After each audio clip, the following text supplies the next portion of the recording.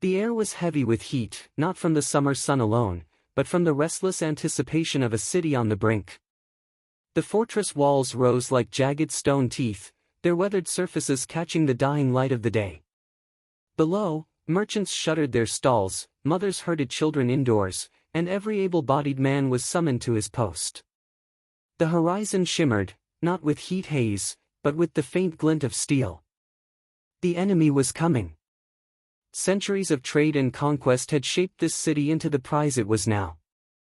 Situated on a rocky promontory overlooking a vital river crossing, it was the beating heart of a trade network that linked distant kingdoms. Grain, spices, precious metals, and silks had all passed through its gates, and with them wealth that had funded the walls, the watchtowers, and the very army that now stood ready to defend it. But wealth also painted a target. The enemy knew that whoever held this fortress controlled the lifeline of the region. The attacking force had marched for weeks, their banners snapping in the wind, each emblem telling a story of past victories. They were no mere rabble, this was a professional siege army, hardened by campaigns and emboldened by their commander's ambition. He was a man not content with plunder, he sought dominance, to write his name into the history of empires. For him, the capture of this fortress was not merely a conquest, it was the opening move in a larger campaign that could shift the balance of power across half a continent. Inside the fortress, preparations had begun long before the enemy's scouts were sighted. The commander of the defense, Lord Syrinx, was no stranger to war. He had fought as a young man on distant battlefields, returned home with scars on his arms and stories in his eyes. Now those same eyes studied maps and supply inventories with grim precision. The city had enough food and water for months, but ammunition for the war machines was limited, and their blacksmiths worked day and night to hammer arrowheads from whatever scrap they could find. The defenders numbered barely a third of the attackers, but Syrinx knew that in siege warfare walls could be the great equalizer, if the defenders will held firm. The cultural stakes were as high as the political ones. The fortress was not just a military outpost, it was a sanctuary of tradition. In its highest chamber sat a relic, a gilded idol said to have been gifted by the gods themselves. For the people, losing the fortress would mean not only the loss of their homes, but the desecration of something sacred. Priests walked the streets, blessing soldiers and sprinkling water on the gates, invoking divine protection. As night fell, the city took on an eerie stillness. Fires burned low so as not to give away movements to the enemy scouts beyond the walls. Archers patrolled the parapets, their eyes scanning the darkness. In the narrow alleys below, children whispered to each other, trying to piece together overheard fragments of adult conversations. They say the enemy has giant crossbows the size of houses. I heard their ladders can reach the clouds. Fear, once confined to the shadows, now crept openly through the streets. But the defenders also possessed something the attackers could not yet imagine, resourcefulness born of desperation. Among the fortress kitchens and storehouses, a strange preparation was underway. Large clay cauldrons were being set aside, their bellies cleaned and dried. Barrels of honey, normally destined for the markets, were rolled into secure storage. At the time, only a handful of people knew what they were for. To the rest, it seemed merely like rationing for the siege to come. Beyond the walls, the attackers' campfires multiplied, dotting the plain with hundreds of points of light. Their engineers were already marking positions for siege towers and trebuchets. The rhythm of hammers and saws carried faintly on the night breeze. War in this era was not always an explosion of sudden violence, it was a grinding machine, built piece by piece until it was ready to crush. And yet, the fortress was no passive victim. The architecture itself was a weapon, steep sloping walls designed to repel scaling ladders, murder holes through which missiles or boiling liquids could be poured, and concealed posterns for sudden sallies into enemy lines. These fortifications were the result of generations of improvement, built on blood and experience. Still, even the strongest walls could not defend themselves, only the will of those behind them could do that. Lord Syrinx called his officers into the war room, the air thick with candle smoke and tension. Around the map table, voices rose and fell, Some argued for aggressive sorties to disrupt the enemy before they could establish siege lines, others insisted on conserving strength for the inevitable direct assaults. But Serix's mind was already working in another direction. He knew the enemy would expect the usual countermeasures: stones, arrows, boiling oil. What they would not expect was something both terrifying and unforgettable. The first light of dawn found the fortress bathed in pale gold. From the walls, the defenders could see the enemy army in its full scale, rows upon rows of spears, cavalry banners fluttering in the breeze, war engines looming like skeletal giants. Drums began to beat, slow and deliberate, carrying across the plain like a heartbeat. The siege had not yet truly begun, but already the weight of it pressed on every soul within the walls. And somewhere in the fortress kitchens, a thick, sweet scent began to rise as the first barrels of honey were cracked open. The enemy appeared at dawn, their formation stretching across the horizon like a dark tide. The first rays of sunlight caught on spear points and polished helmets, turning the approaching army into a glimmering, lethal wave. From the fortress walls, defenders squinted into the light, gripping the stone battlements as if they could hold the enemy back by sheer will. The moment that had haunted their dreams had arrived. The attackers moved with disciplined precision. Standards fluttered in the breeze, deep crimson, royal blue, and black banners bearing the sigils of allied warlords who had set aside rivalries for the promise of this city's wealth. Siege engineers strode among them, directing the placement of massive timber frames that would become the skeletons of siege towers. Wagons creaked under the weight of carved stone projectiles, each one marked with symbols to denote which war machine would hurl it. To the untrained eye it might have seemed chaotic, but to any soldier watching from the walls the truth was clear: this was organized destruction.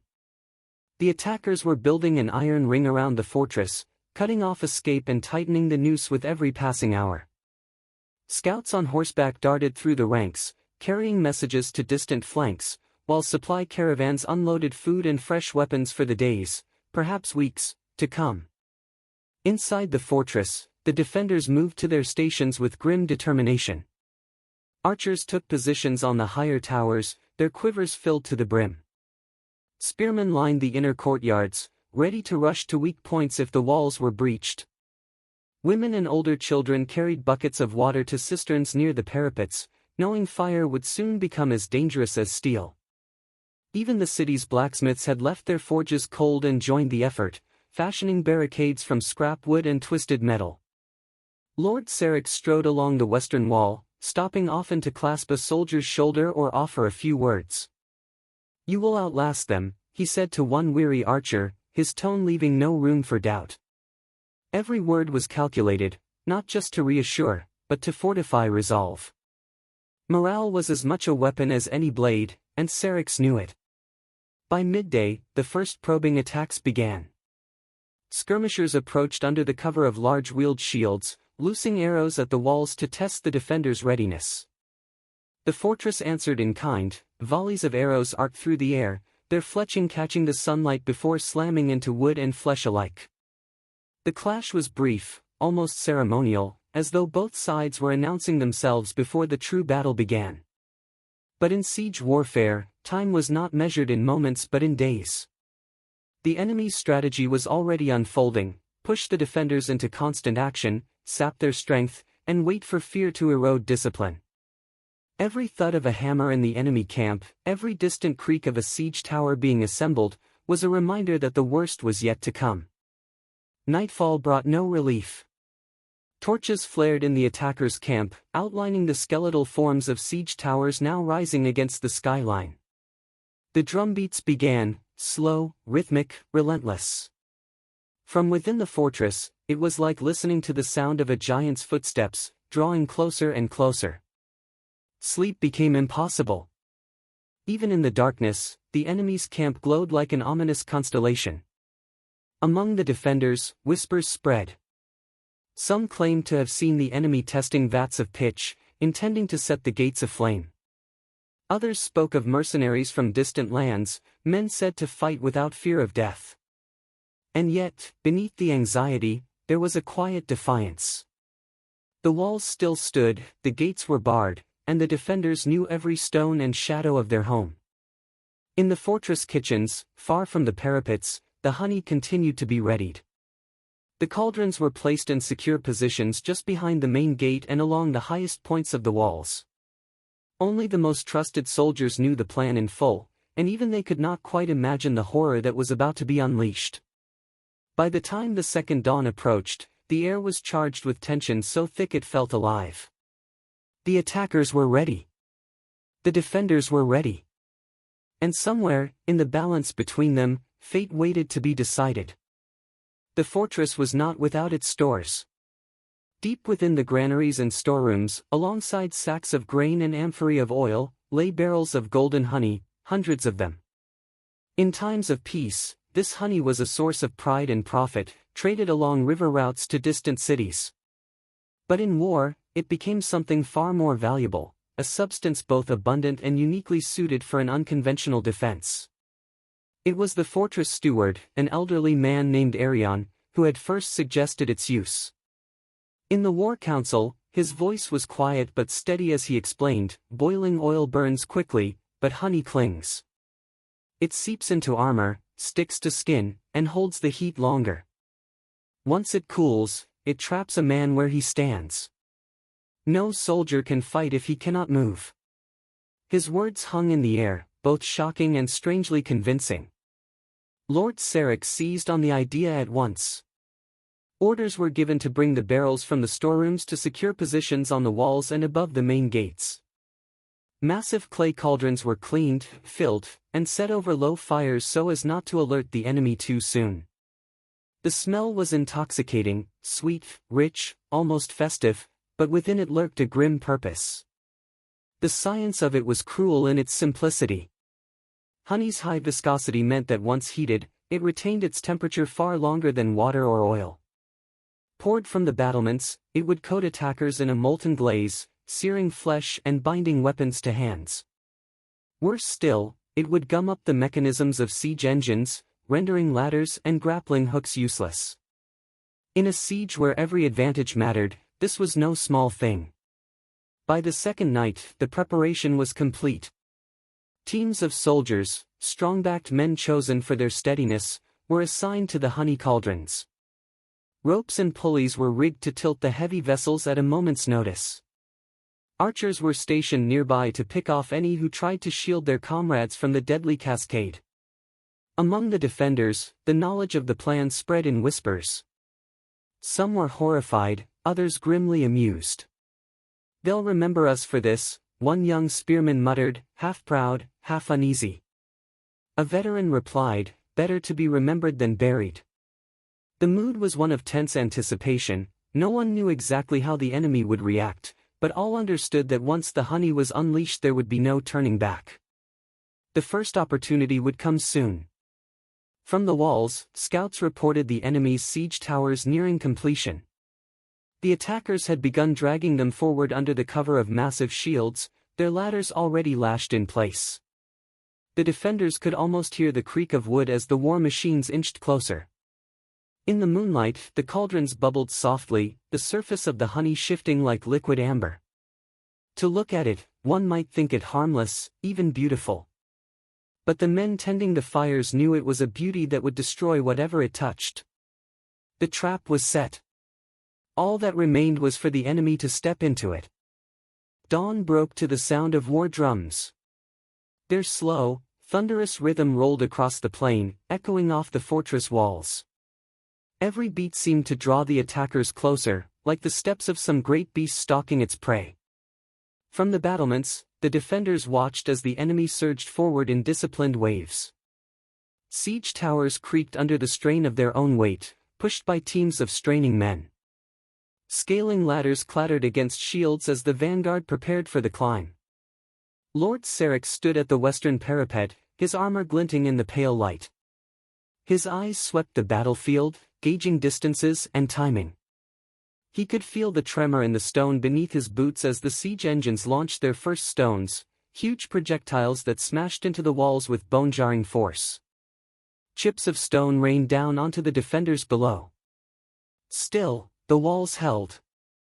The attackers advanced behind pavises, large wooden shields mounted on wheels, forming a moving wall against the hail of arrows from above. Arrows struck with deadly accuracy, but still the enemy pressed forward, driven by the promise of victory and the roar of their commanders. Ladders began to rise, their iron hooks reaching for the battlements. The defenders met them with spears, shoving them back, but the pressure was relentless. Then came Serix's signal. A single blast of a horn, long and deep. The soldiers assigned to the cauldrons moved at once, ropes creaking as they tilted the massive vessels forward. The first stream of honey poured over the wall like molten sunlight. It struck the attackers below with a sickening hiss, coating armor and bare flesh alike. Screams erupted. Men clawed at themselves, trying to tear away armor that had turned into a blazing prison. The honey clung to them, sticking weapons to hands, sealing shields to arms. Some stumbled backward, only to collide with comrades, spreading the molten agony further. Those who dropped to the ground found themselves unable to rise, the cooling honey hardened around their limbs, locking them in place as if cast in amber. The air filled with a strange, choking smell, sweet, almost pleasant at first, but undercut by the acrid stench of burning flesh. The enemy's ladders became death traps, their rungs slick with molten syrup. Men who had climbed halfway froze in terror, unable to retreat without tearing their own skin away. Arrows from the battlements found them easily, ending their misery. The psychological effect was immediate and devastating. The front ranks faltered, unsure whether to press on or flee. Siege towers, pushed so close to the walls, became useless when their crews abandoned them in panic. Some tried to cover themselves with shields, but the honey's weight and heat rendered such efforts futile. Even the most seasoned veterans in the attacking force hesitated, shaken by a weapon they had never encountered before. Serix wasted no time. Now, he shouted, and the defenders redoubled their missile fire. Stones, arrows, and boiling water joined the rain of honey, turning the space before the walls into a killing ground. The enemy's organized assault dissolved into chaos as men stumbled, fell, and fled. From the far side of the plain, the enemy commander watched the carnage with a face like carved granite. He had seen battles lost before, but never to something so unexpected, so utterly demoralizing. His aides spoke urgently, urging another push, but he could see the truth: the momentum was broken. To press the attack now would be to sacrifice hundreds more men for no gain. Within the fortress, the defenders roared in triumph. For the first time since the siege began, hope flared. The honey had not just burned flesh, it had burned away the certainty of defeat. Still, Serix did not allow celebration to linger. "They will come again," he warned, his voice cutting through the cheers. "But now they know we can meet them with fire sweeter than their greed." On the plain below, the battlefield lay littered with abandoned ladders, splintered shields, and men encased in hardened, amber-like crusts. The sight was grotesque, yet grimly beautiful, an image that would be remembered long after the siege ended. The defenders had survived the first great assault. The question now was whether their ingenuity could hold out against an enemy that had tasted both fear and humiliation. The battlefield was quiet now, but it was not the silence of peace. It was the thick, suffocating stillness that follows a shock so great it leaves even the victors uneasy. From the walls, the defenders looked down at the twisted shapes of men and weapons encased in hardened honey. The golden glaze shimmered in the afternoon light, beautiful from a distance, grotesque up close. Lord Serix walked the parapet slowly, taking in the enemy's halted lines. The once relentless tide had frozen in place. The siege towers stood abandoned, their wheels half buried in churned mud. Between them lay the wreckage of the ladders, splintered and useless. For the first time since the enemy's arrival, the space before the fortress walls was empty of movement. But Serix knew this was not over. The enemy commander was a man of pride and ambition. He would not retreat without attempting to regain control of the battle. The question was whether his will, and the will of his men, had been damaged beyond repair. Inside the enemy camp, the atmosphere was grim. The wounded moaned in makeshift infirmaries, their burns impossible to treat with the crude medicine of the time. Armor and clothing fused to skin had to be cut away, often with the flesh still attached. Soldiers who had once boasted of their fearlessness now sat in silence, staring at nothing. Whispers spread through the ranks, "They pour boiling gold from the sky." The truth was less fantastical but no less terrifying. The enemy commander convened his war council. Maps were spread across a table, their ink smudged by sweat and dirt. His captains argued, some demanding an immediate renewed assault to erase the humiliation, others urging patience and new tactics. A few, though they dared not say it aloud, were already considering withdrawal. Every day spent before these walls meant more food consumed, more morale drained, and more of their enemies' strange weapons prepared. Back in the fortress, the defenders seized the reprieve. Blacksmiths repaired damaged sections of the walls, carpenters replaced broken battlements, and the stores of honey were checked and rationed. Serix ordered that no one speak of how much remained. Uncertainty was as much a weapon as the honey itself. The people of the city, once consumed by fear, now carried themselves with a quiet pride. Still, the victory had come at a cost. Several defenders had been struck by enemy arrows during the chaos, and the constant strain of readiness weighed heavily on all. Serix moved among his soldiers at night, speaking to them in low tones, reminding them that one battle did not win a siege. For 2 days the enemy remained still, their only movements those of repair and burial. The defenders watched for signs of another assault, but none came. Instead, scouts reported small groups of enemy soldiers deserting under the cover of darkness. The honey had done more than injure bodies, it had eaten away at the army's cohesion. Serix stood at the highest tower, gazing out over the plain. The enemy's banners still flew, but they no longer snapped with the same defiance. The fortress still stood, and so did its people.